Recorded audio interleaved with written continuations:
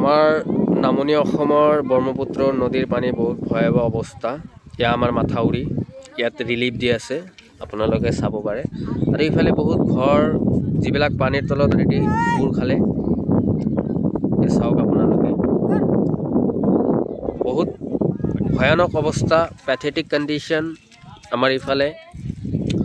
গতিকে মই আমাৰ অসম চৰকাৰক আবেদন জনাওঁ যে আমাৰ ইফালে আৰু ৰিলিফ দিব লাগে, কাৰণ মানুহৰ পৰিস্থিতি খুবেই বেয়া হ'ব পাৰে। ইফালে ঘৰ বাৰী পানীত বুৰ খাইছে।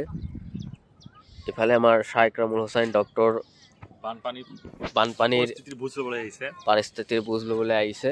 কিন্তু ৰিলিফ মই দিব নোৱাৰোঁ, কেৱল সমবেদনাটো দিব পাৰোঁ, কিয়নো ৰিলিফৰ ক্ষমতা আমাৰ হাতত নাই। চৰকাৰে যদি ভাল দৃষ্টিৰে এই অঞ্চলৰ মানুহখিনিৰ ওচৰলৈ যায় আৰু কিবা এটা যদি ৰিলিফৰ ব্যৱস্থা কৰে পশুধনৰ বাবে, মানুহৰ বাবে, মানুহৰ জীৱনৰ বহুতো মূল্য আছে, লগতে পশুধনৰ জীৱনৰ বহুতো মূল্য আছে। কিয়নো এইবিলাক মানুহ অতি দৰিদ্ৰ দুখীয়া মানুহখিনি পশু লালন পালন কৰি জীৱিকা নিৰ্বাহ কৰে। গতিকে পশুধনৰ বাবেও যাতে ৰিলিফৰ ব্যৱস্থা কৰে চৰকাৰে, আৰু ইয়াক কঠোৰ দৃষ্টি নিক্ষেপ কৰিবলৈ আহ্বান জনাইছোঁ।